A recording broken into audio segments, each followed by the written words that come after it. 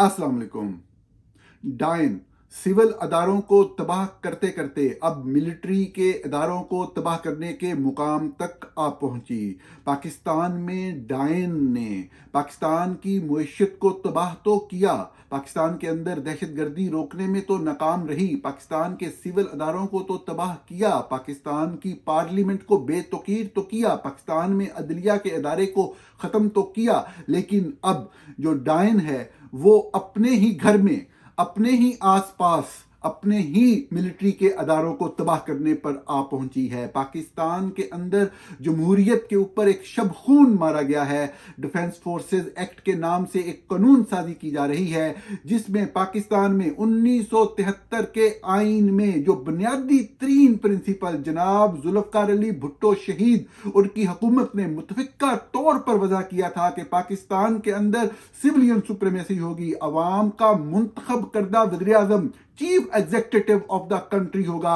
आज Pakistan peoples party जो कि शहीद जुल्फकार अली भुट्टो की वारस सियासी जमात है ने उसी असूल को खत्म करने के लिए वोट दिया है। और मैं हैरान हूं कि पाकिस्तानी मीडिया में चंद सीनियर तरीन सहाफ़ी भी इस तरफ तवज्जो नहीं कर रहे हैं। एक मुख्तलिफ अंदाज में जो एक एक्ट पास किया गया है उसमें सिर्फ अपॉइंटमेंट और ट्रांसफर की पावर्स के ऊपर तनकीद की जा रही है, जबकि बुनियादी तरीन बात इसके अंदर एक वाज़ेह बात यह है कि जो वज़ीर आज़म पाकिस्तान का एक इख्तियार जनाब जुल्फकार अली भुट्टो शहीद ने आईने पाकिस्तान मुतफिका आइन देने के बाद पाकिस्तान में वज़ीर आज़म को ओहदे को दिया था, वो इन तमाम माह साल में कभी नहीं लिया जा सका। और आखिरकार आज के दिन एक कानून साजी के जरिए पाकिस्तान के वज़ीर आज़म से वो इख्तियार वापस ले लिया गया है। मैं आपके सामने इसकी तफसीलात पेश करता हूँ। सबसे पहले तो ये अर्ज करूंगा कि 1973 का जो मुतफिका आइन जनाब जुल्फकार अली भुट्टो शहीद ने पाकिस्तान को दिया, पाकिस्तान के अवाम को दिया, और आज़ादी के इतने सालों बाद हमें एक बाकायदा आइन, एक जमहूरी आइन, एक वो आइन जो कि इस ममलकत को आगे लेकर चल सकता था, जिसमें तमाम लोगों को बराबर के हकूक मिलने थे, और जिसके अंदर जमहूरियत होनी थी, जिसके अंदर सिविलियन सुप्रीमेसी होनी थी, जिसके अंदर ईस्ट इंडिया कंपनी और उसकी बची कुची और उसकी कंटिन्यूएशन जो एक फौज के जरिए हुक्मरानी का कंसेप्ट था वो खत्म होना था। वो आइन हमें बुनियादी तस्वुरात देता है, बुनियादी असूल बताता है। आइन के अंदर कभी भी एक एक नुक्ते की वजाहत और तफसील शामिल नहीं होती। आइन बुनियादी असूल वजह करता है, और जुल्फकार अली भुट्टो शहीद के दिए गए आइन ने यह बुनियादी असूल वजह किया कि पाकिस्तान के अंदर सिविलियन सुप्रीमेसी होगी, पाकिस्तान में अवाम का मुंतखब करदा वज़ीर आज़म ही chief executive of the country होगा, और तमाम इदारे वज़ीर आज़म के मुतहत होंगे, चाहे वो सिविलियन अदारे हों और चाहे वो मिलिट्री के अदारे हों। वज़ीर आज़म पाकिस्तान ही चीफ एग्जीक्यूटिव होगा, पाकिस्तान का वज़ीर आज़म ही कमांडर इन चीफ होगा आर्म फोर्सेस का। यह बड़ी अहम बात है। बाद लोग इस फिक्रे को कंफ्यूज करते हैं क्योंकि आइन के अंदर लिखा हुआ है कि प्रेसिडेंट ऑफ द पाकिस्तान जो है वो कमांडर इन चीफ होगा आर्म फोर्सेस का। प्रेसिडेंट कमांडर इन चीफ सिर्फ ओहदे के लिहाज से, सिर्फ लिखने के लिहाज से होता है, लेकिन वो बाउंड होता है to act in accordance with the advice given to him by the prime minister of the Pakistan. वो मैंडेटरी होती है उसके ऊपर, उस एडवाइस के ऊपर अमल दरामद करना। तो बुनियादी तौर पे ये कंसेप्ट जो था कि जो वज़ीर आज़म होगा मुल्क का वो कमांडर इन चीफ होगा, वो चीफ एग्जीक्यूटिव होगा, वो तमाम इदारों का सरबराह होगा। हर इदारे के अंदर तमाम काम उसकी मर्जी, उसके मंशा और उसके मुताबिक होंगे, क्योंकि ये तमाम काम अवाम ने करने हैं और अवाम ने एक पार्लियामानी निज़ाम के अंदर उस शख्स को, उस जमात को ये मैंडेट दिया है कि वो पाकिस्तान के ऊपर हुक्मरानी करे। इसके अंदर जो अहम तरीन इख्तियार था 1973 के आइन, जिस तरह मैंने अर्ज किया कि आइन बुनियादी असूल देता है, उन असूलों के तहत कवानीन बनते हैं। कवानीन के अंदर मजीद तफसील होती है, और कवानीन के अंदर जो सेक्शंस हैं उनकी मजीद इंटरप्रिटेशंस के लिए रूल्स बनाए जाते हैं, जिनको रूल्स ऑफ बिजनेस भी कहा जाता है, एसओपीज बनाए जाते हैं, स्टैंडर्ड ऑपरेटिंग प्रोसीजर्स बनाए जाते हैं। ये सब जो है वो एक तरतीब में हो रहा होता है। लेकिन इन तमाम कवानीन और इन तमाम रूल्स को बनाते हुए इस बात का ख्याल किया जाता है कि तमाम रूल्स कवानीन के मुताबिक हों और तमाम कवानीन आइन से मुतसादम ना हो, आइन में जो बुनियादी असूल वजह किया गया है उससे मुताबिकत रखते हों। तो जनाब जुल्फकार अली भुट्टो शहीद ने पाकिस्तान की आवाम को 1973 का आइन देने के बाद बहुत सी कानून साजी भी की, बहुत से नए कवानीन आए। जो पहले से मौजूद कवानीन थे उनको आइन की मर्जी और मंशा के मुताबिक ढाला गया। इसी तरीके से बहुत से नए रूल्स आए, रूल्स ऑफ बिजनेस आए, सर्विसेज के हवाले से रूल्स आए। इन्हीं में से एक रूल्स ऑफ बिजनेस 1973 कहलाते हैं, जिसमें स्पेसिफिकली अगर मैं बात करूं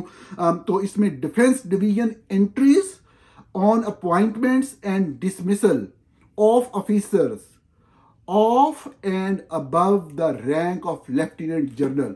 तो बुनियादी तौर पे साफ जाहिर है कि एक सिपाही के ओहदे से जो फौज के अंदर है वो अपॉइंटमेंट होती है, चाहे वो नेवी हो, चाहे एयरफोर्स हो, चाहे फौज हो, फिर आगे रैंक बढ़ते चले जाते हैं। अब ये नहीं है कि किसी भी अदारे के अंदर अगर एक छोटे या जूनियर ग्रेड के अफसर के खिलाफ कोई कार्रवाई करनी है या उसको रिमूव करना है तो वो भी बैठ के प्राइम मिनिस्टर करेगा। ऑब्वियसली इसका तरीकाकार होता है। उसके अंदर जो भी आर्मी एक्ट है या जो एयरफोर्स एक्ट है या जो नेवी के लिए ऑर्डिनेंस था उसके मुताबिक जो आगे रूल्स बने उनके तहत ही वो कार्रवाई होती है। लेकिन जो टॉप मोस्ट ओहदे होते हैं, सबसे बड़ा ओहदा 3 स्टार ऑफिसर का होता है, तो तीनों फोर्सेस के अंदर जो 3 स्टार ऑफिसर्स थे उनके लिए जनाब जुल्फकार अली भुट्टो शहीद ने ये वाज़ेह तौर पर असूल वज़ा किया था रूल्स ऑफ बिजनेस 1973 के अंदर कि जो वजीर आजम पाकिस्तान है इन ओहदों पर तैनाती भी वो करेगा, इनके ऊपर रिमूवल फ्रॉम सर्विस करनी होगी, कोई डिसिप्लिनरी एक्शन लेना होगा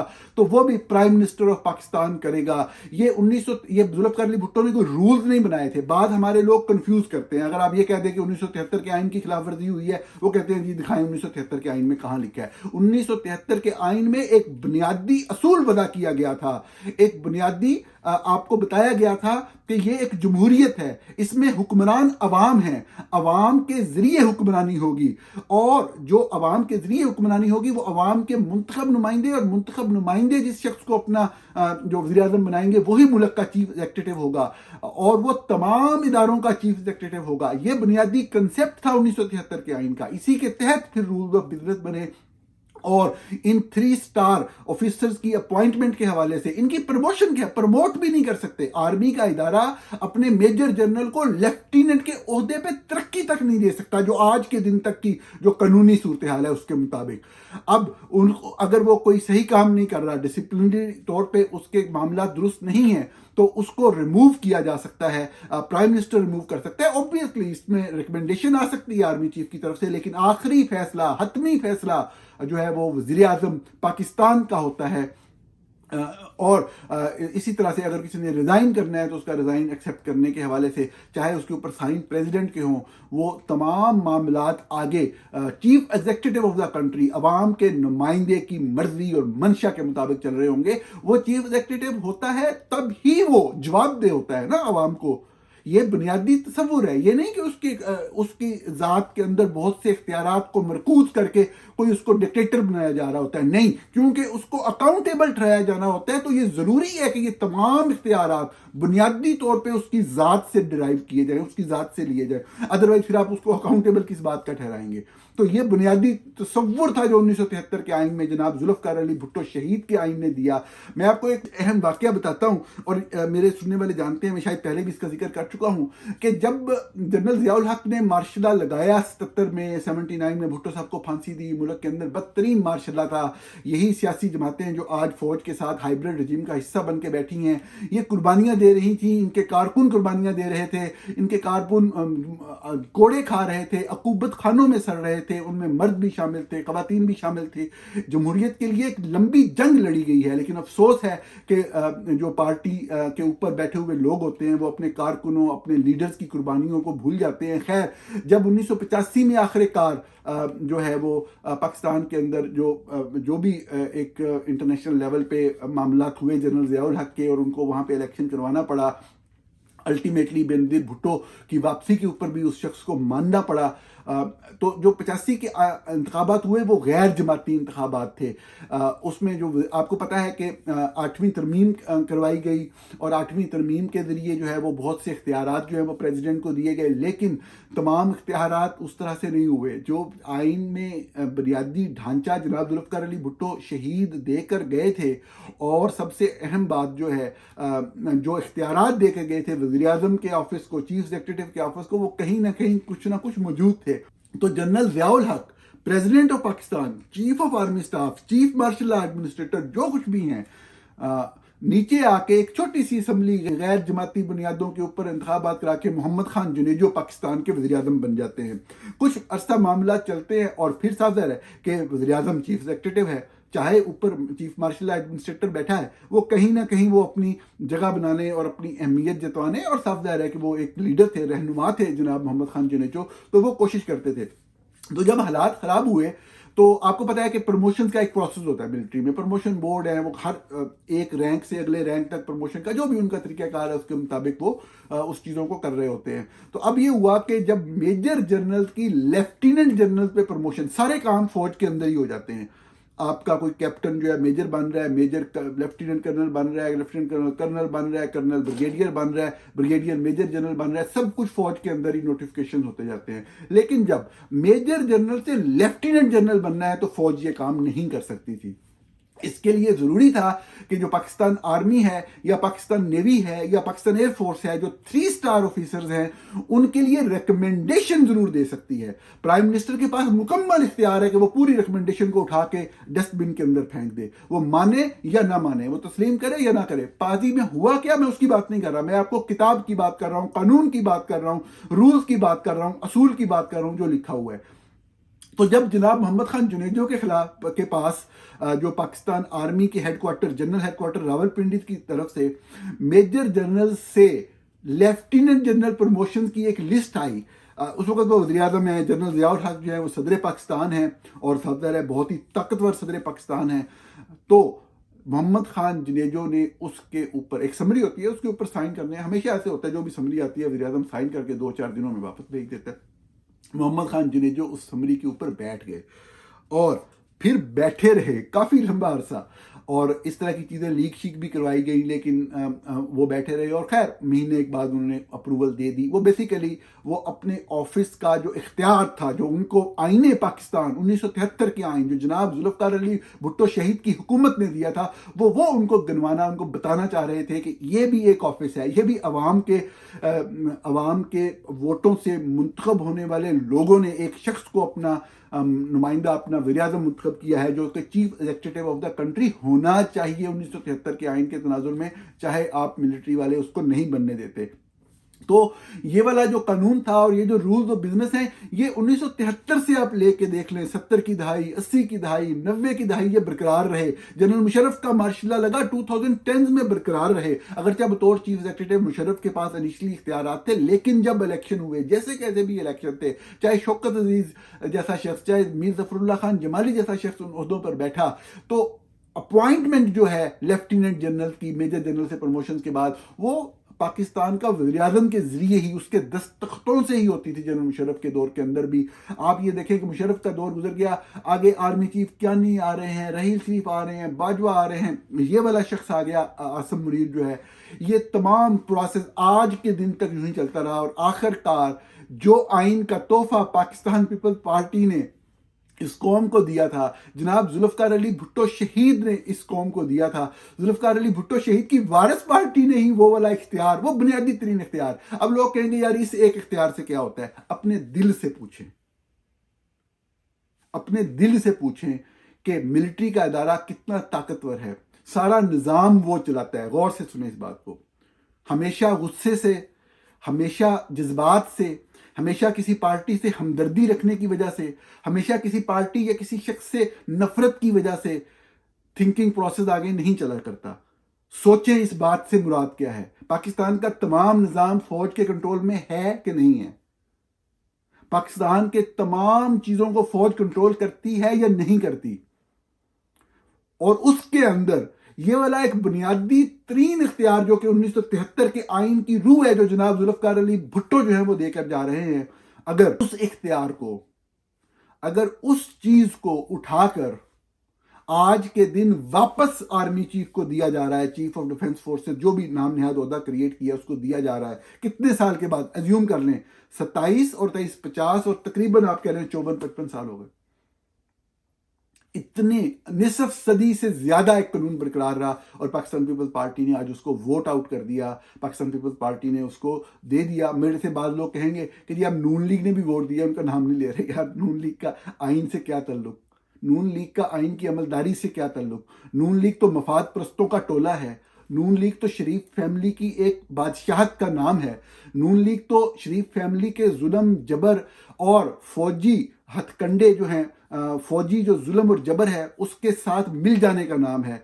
हम ये तो नहीं कह रहे कि पीपल्स पार्टी को मैदान अमल में आए और कोई जहाद शुरू कर दे। बिल्कुल पीपल्स पार्टी ने कुर्बानियां दी हैं, लेकिन ये क्या मजाक है कि आपने वो बुनियाद जो थी 1973 के आइन की वही खत्म कर दी आज पकड़ के, कि मिलिट्री के इदारे के ऊपर जो एक कंट्रोल था chief executive of the country का, वही खत्म कर दिया आपने। किस नवाज शरीफ की आप बात कर रहे हैं, किस शरीफ फैमिली की आप बात कर रहे हैं? उनसे क्या पूछा जाए, उनसे क्या कहा जाए?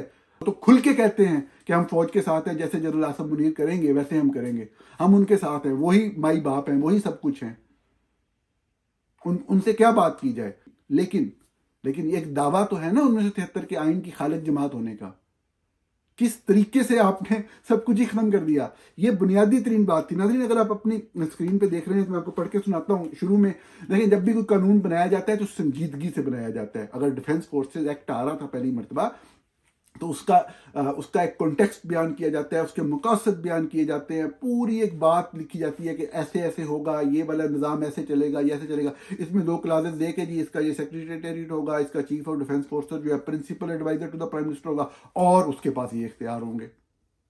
ये टोटल पूरा कानून ये बनाया है और डिफेंस फोर्सेज एक्ट उसका नाम रखा है। गैर संजीदगी की भी इंतहा है लेजिस्लेटर्स की कि जो 2 थप्पों का उन्होंने उठा के दिया उसको कानून की शक्ल दे दी। अगर फर्ज करें ये संजीदा होते, एक बाकायदा अदारा बनने की, जिस तरह बाद लोग बाद सहाफ़ियों से कहलवाया जाता है कि जी एक अदारा बन रहा है नया, तमाम फोर्सेज को इंजमाम करके एक नए दौर के तकाज़ों, कौन से नवे दौर और कौन से तकाज़े? पूरी दुनिया के अंदर जो आर्म फोर्सेज हैं, आर्मी है, उसका कोई रोल ही नहीं है।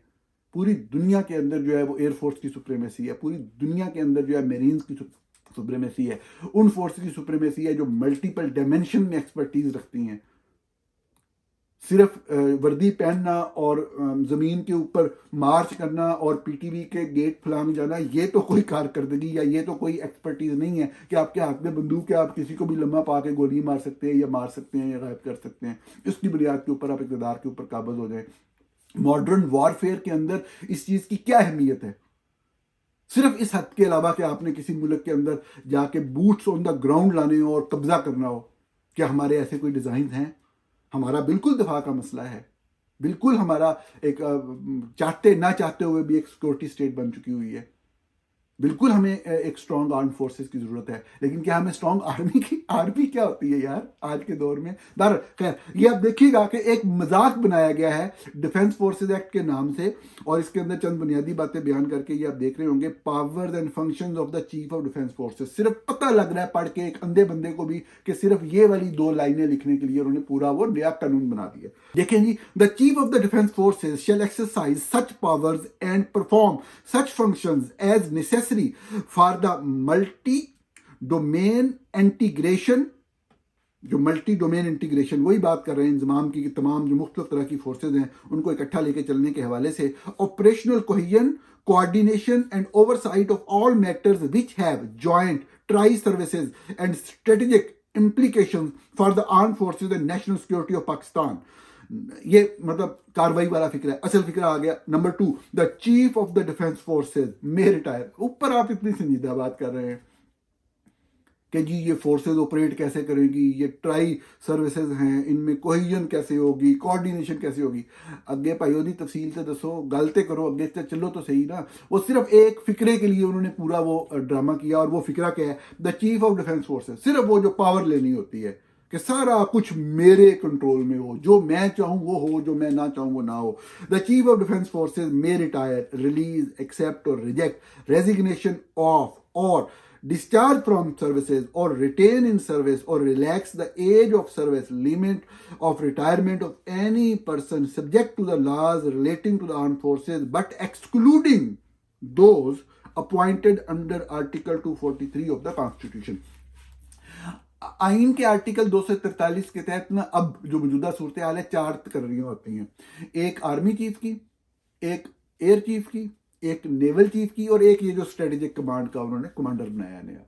ये 4 तकरीरें होती हैं। तो वो कह रहे हैं कि इन 4 के अलावा बाकी तमाम फोर्सेस के तमाम ओहदों के ऊपर अगर किसी ने प्रमोशन देनी है तो मैं देनी है, किसी का तबादला करना है तो मैं करना है, किसी को यकदम उसकी सर्विस 15-20 साल है, ज़बरदस्त सर्विसेज है, उसको यकदम सैक करके घर भेजना है तो मैंने करना है, किसी की मुद्दत मुलाजमत बढ़ानी है तो मैंने बढ़ानी है, किसी को जो कुछ पूरा जो कमांड एंड कंट्रोल का सिस्टम था, जो पूरा डिसिप्लिन था एयरफोर्स का, वो ख़त्म करके उसको एक शख्स, एक फर्द वाहिद के नीचे कर दिया गया। इसी तरीके से यही हशर नेवी के साथ किया गया। आप फोर्सेस के या फोर्सेस के रोल के नाकिद हों, आप बात करें कि फौज ने या नेवी जिस तरह कराची के अंदर नेवल इंटेलिजेंस या बाकी इदारे जो है वो एक्सेसेस करते हैं, वो अपनी हदूद और क्यूद से निकलते हैं। हमने देखा इस्लामाबाद के अंदर एयरफोर्स की इंटेलिजेंस है जो कि शहरियों के साथ गलत तरीके से पेश आती रही है। बेशुमार मिसालें हैं उस चीज़ की, और वक़्त के साथ साथ उसके अंदर कुछ कमी भी आई। अब दावत सूरत हाल क्या मैं नहीं जानता। और बाकी ISI माशाल्लाह पूरे मुल्क के अंदर बलोचिस्तान, कश्मीर, खैबर पख्तूनख्वा, ट्राइबल एरियाज, पंजाब जो कुछ कर रही है वो आपके सामने, जो हमारे बाकी मामलात हैं वो आपके सामने हैं, जो आर्म फोर्सेज हैं उसके, जो पाकिस्तान आर्मी है उसके।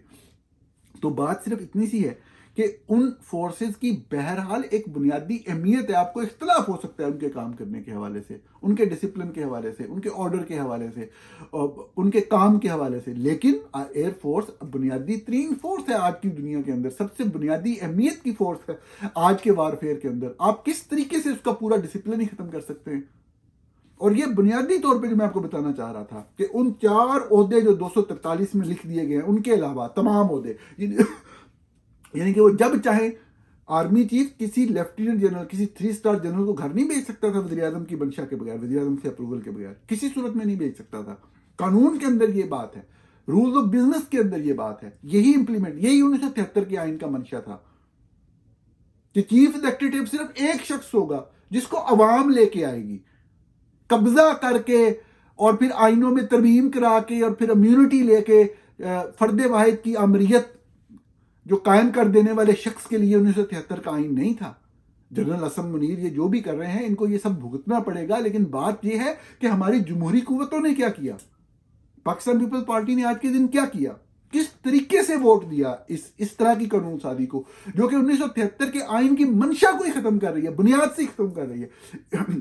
यानी कि वो मिलिट्री के अदारों को सिविलियन प्राइम मिनिस्टर की डोमेन से ही निकाल रही है, वो डोमेन जो बहुत बार एक्सरसाइज की गई, जो की जा सकती है। आज के दिन भी आर्मी चीफ की अपॉइंटमेंट जो है वो उसको सिर्फ आर्मी चीफ की अपॉइंटमेंट के लिए ही सारा मुल्क क्या पूरा खित्ता डिस्टेबलाइज कर दिया जाता है। उधर हमले हो जाते हैं बॉर्डर के ऊपर, क्योस क्रिएट किया जाता है, हालात खराब। उन्हें पता होता है कि उन मुल्कों की अपनी इकोनॉमीज है, वो लॉन्ग टर्म वॉरफेयर बर्दाश्त नहीं कर सकते, उन्होंने अपनी इकोनॉमी चलानी है, अपने लोगों से, अपनी आवाम से वो सिंसियर हैं। हमारी कौन सी आवाम है, हमारी कौन सी इकानमी, भाड़ में जाए पाकिस्तान, भाड़ में जाए पाकिस्तान का आइन, भाड़ में जाए पाकिस्तान की इकानमी। थोड़ी सी गड़बड़ करते हैं, शरारत करते हैं और फिर हम अपना निज़ाम चलाएंगे। और साफ ही बैठे हुए हैं हमारे जियो जंग ARY बोर्ड में, वो आके हमें डिफेंड करेंगे कि जी फलां मुल्क कैसा है और फलां मुल्क कैसा है। हम आग लगा के रखेंगे और फिर आर्मी चीफ की अपॉइंटमेंट का टाइम गुजर जाएगा, अगली पूरी टर्म मिल जाएगी और फिर मतलब है कि देख पाकिस्तान तबाह होता है तो होता रहे। ये बुनियादी तरीन इख्तियार था जो वज़ीर आज़म के ऑफिस का, जो कि लिया है चीफ ऑफ डिफेंस फोर्सेस ने, और एक ऐसी बेहंगम सी और एक इनडिसेंट हेस्ट के अंदर की गई कानून साजी है जिसके ऊपर नून लीग को तो बिल्कुल शर्म नहीं आनी चाहिए, लेकिन मैं ज़ाती तौर पे समझता हूँ पाकिस्तान पीपल्स पार्टी को शर्म आनी चाहिए जो भी उन्होंने आज काम किया है। नाज़रीन, प्रोग्राम देखने का बहुत शुक्रिया, कल फिर बात करते हैं।